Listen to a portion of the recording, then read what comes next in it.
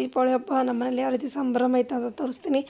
4 ದಿವಸ 5 ದಿವಸ ಹಬ್ಬ ಮಾಡ್ತೀವಿ ಅಂತ ಹೇಳಿದೆ. ಆಲ್ರೆಡಿ 4 ದಿವಸ ಕಳೀತು. ಸೊ ಇದು ನರಕ ಚತುರ್ದಶಿ ದಿವಸ. ನರಕ ಚತುರ್ದಶಿ ದಿವಸ ಗಂಡು ಮಕ್ಕಳಿಗೆ ಬೆಳಗ್ಗೆ ಹಬ್ಬ ಮಾಡ್ತಾರೆ, ಇಲ್ಲಾಂದರೆ ಹಬ್ಬದ ದಿವಸ ಮಾಡ್ಕೋತಾರೆ, ಪಾಡ್ಯ ದಿವಸ. ನಾವು ನರಕ ಚತುರ್ದಶಿ ದಿವಸನೇ ಗಂಡು ಮಕ್ಕಳಿಗೆ ಬೆಳಗುವಂಥ ಒಂದು ಆಚರಣೆಯನ್ನು ಮೊದಲಿಂದ ಮಾಡ್ಕೊಂಬಂದಿದ್ವಿ. ಅವಾಗೂ ಮಾಡ್ತಾರೆ, ಹಬ್ಬಕ್ಕೂ ಮಾಡ್ತಾರೆ, ಪರವಾಗಿಲ್ಲ. ಹಬ್ಬದ ದಿವಸನೂ ಮಾಡ್ತೀವಿ ನಾವು. ಇವತ್ತಿನ ದಿನ ಮಿಸ್ ಆದರೆ, ಸೊ ಯಾರು ಮನೇಲಿ ಇರಲಿಲ್ಲ ಅಂದರೆ ನಾವು ಹಬ್ಬದ ದಿನವೂ ಮಾಡ್ತೀವಿ. ಸೊ ಅದು ಗಂಡು ಮಕ್ಕಳಿಗೆ ಆರತಿ ಮಾಡೋಂಥ ವಾಡಿಕೆ. ಸೊ ಇದು ನನ್ನ ಮಗಳು ಸ್ಕೂಲ್ ಇತ್ತು ಅವ್ರದ್ದು. ಸೊ ಸ್ಕೂಲು ಹೋಗೋಕ್ಕಿಂತ ಮುಂಚೆನೇ ಸೊ ಇದನ್ನೆಲ್ಲ ಮಾಡಿಕೊಂಡು ಹೋಗಿದ್ರು.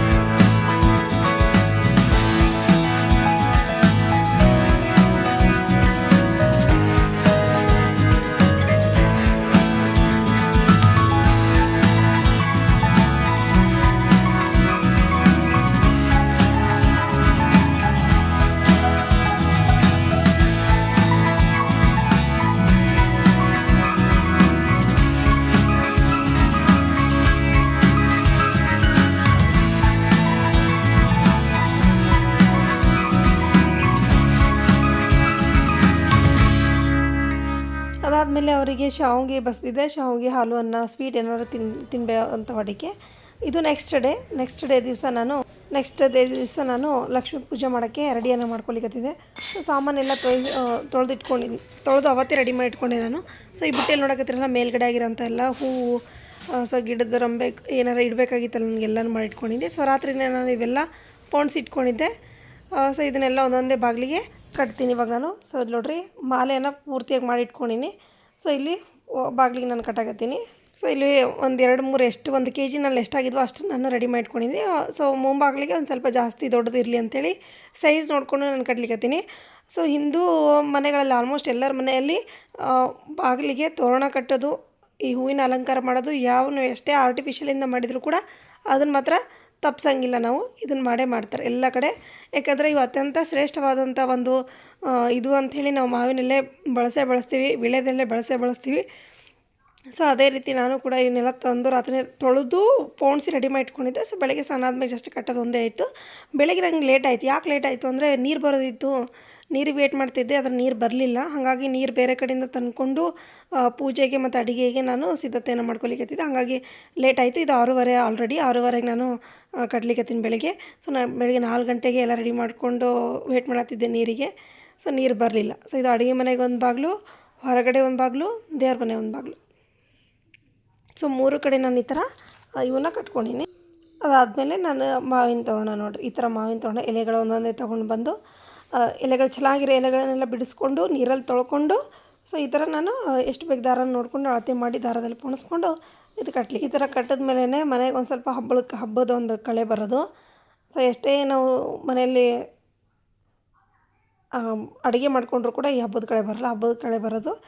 ನಾವೆಲ್ಲ ಈ ಥರ ಸಿದ್ಧತೆಯನ್ನು ಮಾಡ್ಕೊಂಡಾಗೆ ಮನೆ ನೋಡಿದ ತಕ್ಷಣ ಇವತ್ತು ಹಬ್ಬ ವಿಶೇಷತೆ ಅನ್ನೋದನ್ನು ಗೊತ್ತಾಗೋದು ಈ ಒಂದು ಪದ್ಧತಿಗಳಿಂದನೇ. ಸೊ ಅದಕ್ಕೆ ಇದನ್ನು ತಪ್ಪದೆ ಯುಗಾದಿಗೆ, ದೀಪಾವಳಿಗೆ, ದಸರಾಗಳಿಗೆ, ದೊಡ್ಡ ದೊಡ್ಡ ಹಬ್ಬಗಳಿಗೆಲ್ಲ ಈ ಥರ ಮಾಡ್ಕೊಳ್ಳೋಂಥ ವಾಡಿಕೆ.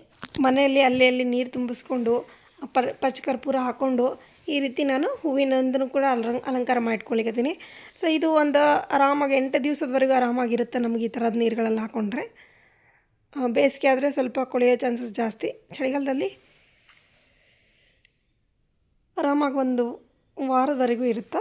ಸೊ ಈ ಚೆಂಡು ಹೂಗಳನ್ನು ಮತ್ತು ಸೈಡಿಗೆ ನಾನು ವಿಳ್ಯದೆಲೆನ ಇಟ್ಕೊಂಡಿನಿ. ವಿಳ್ಯದೆಲೆ ಈ ಸರಿ ನನ್ನ ಗಿಡದಲ್ಲೇ ಮಸ್ತಾಗಿ ಬಂದಿದ್ವು. ನಾನೆಲ್ಲ ಪೂಜೆಗೂ ಅವನ್ನೇ ಬಳಸ್ಕೊಂಡಿನಿ. ಸೊ ಪೂಜೆ ಆದಮೇಲೆ ನೆಕ್ಸ್ಟ್ ಡೇ ತಿನ್ಬೋದು, ತಿಂದಿಲ್ಲ ಅಂದರೆ ನಾನು ಈ ರೀತಿ ಅಲಂಕಾರಕ್ಕೆ ಬಳಸ್ತಿದ್ದೆ ಈ ಥರ ಇಡಲಿಕ್ಕೆ ನಾನು. ಅಥವಾ ಎಲೆ ಮೇಲೆ ಒಂದೊಂದೇ ರೆಡ್ ಹೂವು ಇಟ್ರೂ ಅದು ಮಸ್ತ್ ಕಾಣ್ತಿತ್ತು. ಸೊ ಆ ಥರನೂ ಇಟ್ಟು ನೋಡಿದೆ, ಬೇಡ ಅನಿಸ್ತು ನನಗೆ. ಹಾಗಾಗಿ ನಾನು ಇದನ್ನು ಸೈಡಿಗೆ ಈ ಥರ ನಿಂದಿರ್ಸ್ಲಿಕ್ಕೆ ನಿಂದಿರುತ್ತೆ. ಆಮೇಲೆ ಸ್ವಲ್ಪ ಹೂವು ಜಾಸ್ತಿ ಆದಂಗೆ ನಿಂದಿರುತ್ತೆ ಆಮೇಲೆ ಅದು. ಸೊ ಇದು ಎಲ್ಲ ಪೂಜೆ ಆದಮೇಲೆ, ಯಾಕಂದರೆ ಪೂಜೆ ಮಾಡ್ಬೇಕಾದ್ರೆ ಭಾಳ ನಂಗೆ ಲೇಟ್ ಆಗುತ್ತೆ ಅಂತೇಳಿ ನನ್ನ ವೀಡಿಯೋಸನ್ನು ಅಷ್ಟಾಗಿ ಸ್ಟಾರ್ಟ್ ಮಾಡಲಿಲ್ಲ. ಸೊ ಮೇಲಿರೋಂಥ ಎಲ್ಲ ಹೂಗಳನ್ನೇ ತೊಗೊಂಡು ಬಂದೀನಿ, ಅಲಂಕಾರ ಮಾಡ್ಕೊಂಡೀನಿ. ಸೈಡ್ ಗಿಡಗಳು ಅಷ್ಟೇ ಮೇಲ್ಗಡೆಯಿಂದ ನನ್ನ ತಾರಸಿ ತೋಟದಲ್ಲಿರೋಂಥ ಹೂಗಳು ಗಿಡಗಳನ್ನೇ ನಾನು ತೊಗೊಂಡು ಅಲಂಕಾರ ಮಾಡ್ಕೊಂಡಿರೋದು. ಪೂಜೆ ಯಾವ ರೀತಿ ಆಯಿತು ಅಂಥೇಳಿ ಕಮೆಂಟ್ ಮಾಡಿ. ಸಿಂಪಲಾಗಿ ಮಾಡ್ಕೊಂಡಿದ್ದೆ, ಬಟ್ ನಿಶ್ಚಿಂತವಾಗಿ ಆರಾಮಾಗಿ ಮಾಡಿಕೊಂಡು ನಾನು ಹೋಳಿಗೆ ಎಲ್ಲ ಮಾಡಿಕೊಂಡು ಇಟ್ಕೊಂಡು ಬೆಳಗ್ಗೆ ಹಣ್ಣು ನೈವೇದ್ಯ ಆದರೆ ಮಧ್ಯಾಹ್ನ ಅಡುಗೆ ನೈವೇದ್ಯ ಆಯಿತು. ಸಾಯಂಕಾಲ ತೆಂಗಿನಕಾಯಿ ನೈವೇದ್ಯ ಮಾಡಿಕೊಂಡು ಹೊಡ್ಕೊಂಡಿದ್ವಿ ನಾವು. ಯಾಕಂದರೆ ಮುಂಜಾನೆ ಪೂಜೆ ಮಾಡಿದ್ರೆ ದೇವರಿಗೆ 3 ಹೊತ್ತು ಅಡುಗೆ ಮಾಡಲೇಬೇಕು, ಕೊಡಲೇಬೇಕು, ನೈವೇದ್ಯ ಇಡಲೇಬೇಕು. ಒಂದೊತ್ತಾದರೂ ಪರವಾಗಿಲ್ಲ, ಬೆಳಗ್ಗೆ ಸ್ವೀಟು ಇಟ್ಟಿದ್ದೆ ನಾನು. ಹಾಗಾಗಿ ಒಂದೊಂದು ಹೊತ್ತಿಗೆ ಒಂದೊಂದು, ಮತ್ತು ಮಧ್ಯಾಹ್ನ ಊಟ ಮಾಡಿದ್ದನ್ನು ಸಾಯಂಕಾಲ ಇಡೋಕ್ಕೆ ಬರಲ್ಲ. ಅದಕ್ಕೆ ಹಣ್ಣುಗಳನ್ನು ಬೆಳಗ್ಗೆ ಸಾಯಂಕಾಲ ಮಾಡಿಕೊಂಡು ಮಧ್ಯಾಹ್ನ ಅಡುಗೆ ಇಟ್ಕೋಬೋದು. ಸೊ ಈ ಥರ ನೋಡಿಕೊಂಡು ಮಾಡಬೇಕು. ನಾನು ಅದೇ ರೀತಿ ಇದನ್ನು ಮಾಡ್ಕೊಂಡಿದ್ದೆ. ಸೊ ನೀರು ಯಾವಾಗ ನಾವು ನೈವೇದ್ಯ ಇಡ್ತೀವಿ ಅವಾಗ ನೀರು ಕಂಪಲ್ಸರಿ ಇಡಲೇಬೇಕು. ಯಾವಾಗ ನೈವೇದ್ಯ ಇಡ್ತೀವಿ ಅದು ಯಾವ ಹೊತ್ತಿಗೆ ನಾವು ಪೂಜೆ ಮಾಡ್ತೀವಿ ಅದ್ರ ಮೇಲೆ ಡಿಪೆಂಡ್ ಆಗುತ್ತೆ. ಸಾಯಂಕಾಲ ಮಾಡಿದರೆ ರಾತ್ರಿ ಇಡೋ ಅವಶ್ಯಕತೆ ಇರೋಲ್ಲ, ಬಟ್ ರಾತ್ರಿ ಬೆಳಗ್ಗೆ ಪೂಜೆ ಮಾಡಿದರೆ ನಾವು 3 ಹೊತ್ತು ನೈವೇದ್ಯ ಇಡಬೇಕು. ಇದನ್ನು ತಪ್ಪಲಾರದೆ ಎಲ್ಲರೂ ಕೂಡ ಈ ರೀತಿ ರೂಢಿ ಮಾಡ್ಕೊಂಡು ವಿಡಿಯೋ ಕಂಟಿನ್ಯೂ ಮಾಡಿದ್ದೀನಿ. ಏನಾಯ್ತಪ್ಪ ಅಂದರೆ ಮಳೆ ಉಂಟದ ನೋಡಿರಿ, ಹೊರಗಡೆ ಮಳೆ ಬರ್ತಾಯಿದೆ. ಮತ್ತು ದೀಪಾವಳಿ ದಿವಸ ಸದ್ಯಕ್ಕೆ ನಂದು ಬೆಳಗ್ಗೆ ಪೂಜೆ ಎಲ್ಲ ಆದಮೇಲೆ ಅಡುಗೆನಾಗ ಬ್ಯುಸಿಯಾಗಿದ್ದೆ ನಾನು. ಅಡುಗೆನಾಗ ಬ್ಯುಸಿ ಆಗಿದ್ದರಿಂದ ನಾನು ಸ್ವಲ್ಪ ವೀಡಿಯೋನ ಕಂಟಿನ್ಯೂ ಮಾಡಲಿಲ್ಲ. ಆಮೇಲೆ ಒಂದು ಕಡೆ ಹೋಗೋದಿತ್ತು, ಸೊ ಅಲ್ಲಿನೂ ಹೋಗಿ ಬಂದು ಇನ್ನು ಕಾಯಿ ಹೊಡೆದಿಲ್ಲ ನಾನು. ಕಾಯಿ ಸಾಯಂಕಾಲ ಹೊಡಿಯೋಣ ಅಂತ ಹೇಳ್ಬಿಟ್ಟಿನಿ, ಯಾಕಂದರೆ ನಮ್ಮ ಮನೆಯವರು ಅರ್ಜೆಂಟ್ ಇತ್ತು, ಹೋದ್ರು ಅವರು. ಸೊ ನಾನು ಬೆಳಗ್ಗೆಯಿಂದ ಉಪವಾಸ ಇದ್ದೆ. ಸೊ ಇವಾಗ ಊಟ ಮಾಡ್ಕೊಂಡು ನಾನು ಇವತ್ತು ಏನು ಮಾಡಿನಪ್ಪ ಅಂದರೆ ಹೋಳಿಗೆ ಮಾಡೀನಿ. ಹೋಳಿಗೆ, ಚಪಾತಿ, ಸಾರು, ಹೋಳಿಗೆ ಸಾರು, ಕೋಸಂಬರಿ, ಹಪ್ಪಳ, ಮೇಲಾಗಿದೆ ಗಿಡದ ನಮ್ಮ ಬದನೆಕಾಯಿ ಎಲ್ಲ ಆಯಿತು. ಊಟ ಜಸ್ಟ್ ಊಟ ಮುಗೀತು ನಮ್ಮದು. ನನ್ನ ಮಗಳಿನೂ ಊಟ ಮಾಡ್ತಾಯಿದ್ದ. ಹೊರಗಡೆ ಮಳೆ ಬರ್ತಾಯಿತ್ತು. ನಾನು ಏನಾಗಿದೆಪ್ಪ ಅಂತ ಇದ್ದಾಗ ನೋಡೋಷ್ಟಿಗೆ ಮಳೆ ಬರ್ತಾಯಿತ್ತು. ನೋಡ್ರಿ ಕುಂದು ಊಟ ಮಾಡ್ತಾವೆ.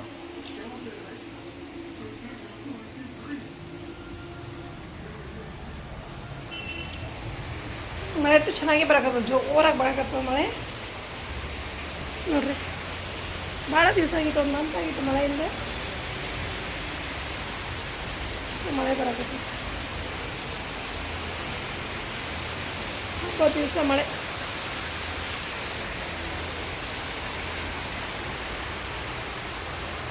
ಆ್ಯಕ್ಚುಲಿ ಇವತ್ತು ಹೆಂಗೆ ಅಂದ್ರೆ ನನಗೆ ನೀರು ಬರಬೇಕಿತ್ತು, ನೀರು ಬಂದಿಲ್ಲ. ಗಿಡಗಳಿಗೆ ನೀರಿಲ್ಲ. ಸೊ ನೀರು ಹಾಕಿರಲಿಲ್ಲ. ನಾನು 2 ದಿವಸ ಆಯ್ತು ನೀರೇನೋ ಹಾಕಿದ್ದಿಲ್ಲ. ಇವತ್ತು ನೀರು ಬರ್ತಾವೆ ಹಾಕೋಣ ಅಂದ್ಕೊಂಡೆ, ಇವತ್ತು ನೀರು ಬಂದಿಲ್ಲ. ಸೊ 2 ದಿನ ಆಯ್ತು ನೀರು ಕೊಟ್ಟಿಲ್ಲ ಅಂಥೇಳಿ ದೇವ್ರ ಇವತ್ತು ಮಳೆ ತರಿಸ ನೋಡ್ರಿ. ನನ್ನ ಸಲುವಾಗಿ ಮಳೆ ಬಂದಿದ್ದೀವಿ.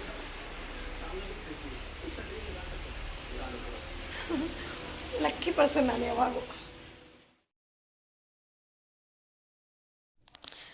ಆಮೇಲೆ ಸಾಯಂಕಾಲ ನಾವು ಪೂಜೆ ಮಾಡಿದ್ದನ್ನು ಇನ್ನೊಂದ್ಸತಿ ನೀಟಾಗಿ ಪೂಜೆ ಮಾಡಿಕೊಂಡು ಕಾಯೆಲ್ಲ ಸಾಯಂಕಾಲನೇ ಹೊಡೆದಿದ್ದು. ಸಾಯಂಕಾಲ ಅಂದರೆ ಸಾಯಂಕಾಲನೇ ಹೊಡೆದಿದ್ದು. ಅದಾದಮೇಲೆ ಪಟಾಕಿಗಳನ್ನೆಲ್ಲ ತೊಗೊಂಬಂದಿದ್ರು. ಸೊ ಅವ್ರು ಪಟಾಕಿ ಹಚ್ಚೋದು ರೆಡಿ ಮಾಡ್ಕೊಲಿಕ್ಕತ್ತಿದ್ರು. ಸೊ ಎಲ್ಲರೂ ಸೇರಿಕೊಂಡು ಕೆಳಗಡೆ ಪಟಾಕಿ ಹಚ್ಚೋಕ್ಕೆ ಹೋಗಬೇಕಿತ್ತು. ಸೊ ಮಕ್ಕಳು ಭಾಳಷ್ಟು ಪಟಾಕಿ ಅಂತಂದಿದ್ರು ಈ ಸತೆ. ಸೊ ಪಟಾಕಿಗಳನ್ನು ಇಲ್ಲಿ ಪೂಜೆಗೆ ಇಡ್ತಾರೆ. ಪೂಜೆಗೆ ಇಟ್ಟು ಅದನ್ನು ಗೊತ್ತಿಲ್ಲಪ್ಪ, ಪೂಜೆಗೆ ಇಡ್ತಾರೆ ಇವರೆಲ್ಲರೂ. ನಮ್ಮ ಮನೆಯವ್ರು ಯಾವಾಗೂ ಪೂಜೆಗೆ ಇಡ್ತಾರೆ ಅದನ್ನು. ಪೂಜೆಗೆ ಇಟ್ಟು ಸೊ ನೋಡಿರಿ, ನಾನು ನಿಮಗೆ ಫ್ರಂಟ್ ಕ್ಯಾಮ್ರಾನ ತೋರ್ಸಾಕತ್ತೀನಿ. ಸೊ ನಾನು ಹಬ್ಬಕ್ಕೆ ರೆಡಿಯಾಗಿದ್ದು ಈ ಥರ. ಇದು ಸೀರೆ ನಿಮ್ಮ ಜೊತೆಗೆ ಶೇರ್ ಮಾಡಿದ್ನಲ್ಲ, ಅದನ್ನೇ ನಾನು ಹಾಕ್ಕೊಂಡಿದ್ದೀನಿ. ಸ್ವಲ್ಪ ನನ್ನ ಕ್ಯಾಮ್ರಾ ಯಾಕೋ ಕ್ಲಿಯರ್ ಆಗ್ತಿರಲಿಲ್ಲ, ಅದನ್ನು ಚೆಕ್ ಮಾಡ್ತಾಯಿದ್ದೆ ನಾನು. ಸೊ ಇದು 360 ಡಿಗ್ರಿ ನಮ್ಮ ಮನೆಯ ವಾತಾವರಣ ನೋಡಿರಿ ಹೆಂಗಿದೆ ಅಂತ. ಹಬ್ಬದ ದಿವಸ ಸೊ ಎಲ್ಲರೂ ಬ್ಯುಸಿ ಇದ್ದರು ಅವ್ರವ್ರು ಇದರಲ್ಲಿ. ಪಟಾಕಿ ಹೊಡೋ ಗದ್ದಲಲ್ಲಿ ಅವರು, ಪೂಜೆ ಮಾಡೋ ಗದ್ದಲಲ್ಲಿ ನಾನು. ಸೊ ಸಾಯಂಕಾಲ ಎಲ್ಲ ದೀಪ ಹಚ್ಕೊಂಡು ಸೊ ನಾನು ಇದಕ್ಕೆ ರೆಡಿಯಾಗಿದ್ದೆ. ಇದು ದೀಪಾವಳಿಯ ಸಂಭ್ರಮ.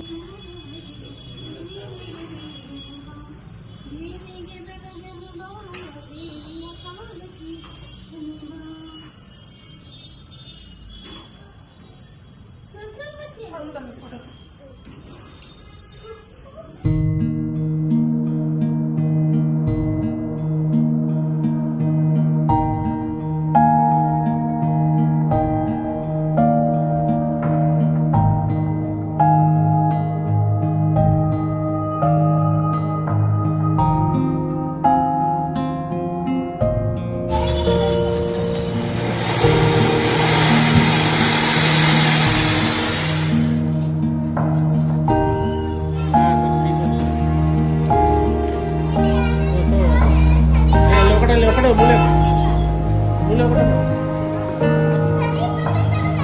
ಏಯ್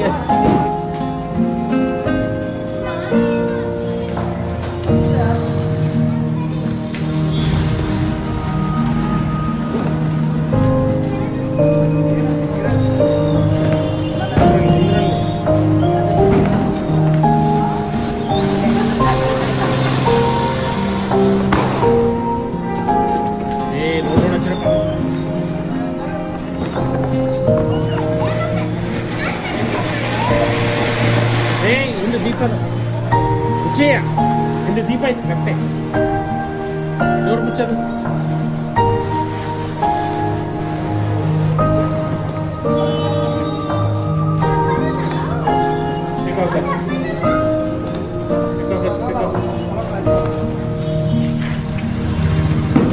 ತಿರುಗಲಿಲ್ಲ ಅದು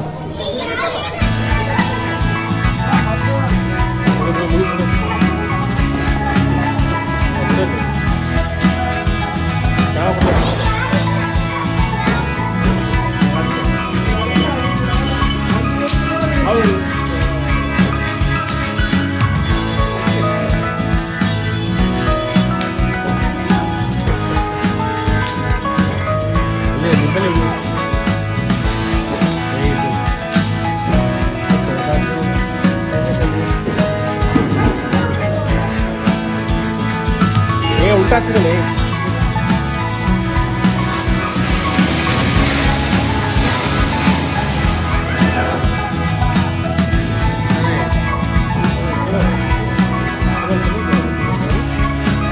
ದೂರ ಹೆಚ್ಚು ದೂರ ಹೋಗಬೇಕಪ್ಪ ಅದು ಇಲ್ಲಿ ಕತೆ ಕೊಡೋದು ವಿಚಾರಿಸ್ಕೊಳ್ಳಲ್ಲ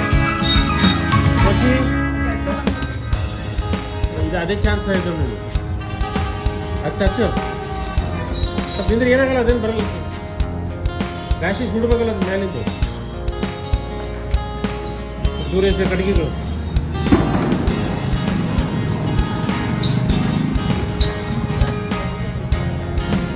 ಬಾಮ ರುಚಿ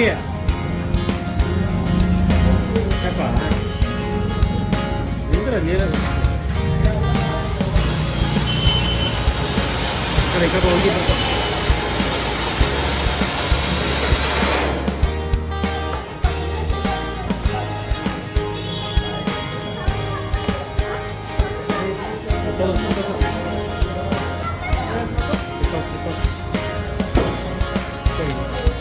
ಗಿಡಗಳು ಹತ್ತಿರ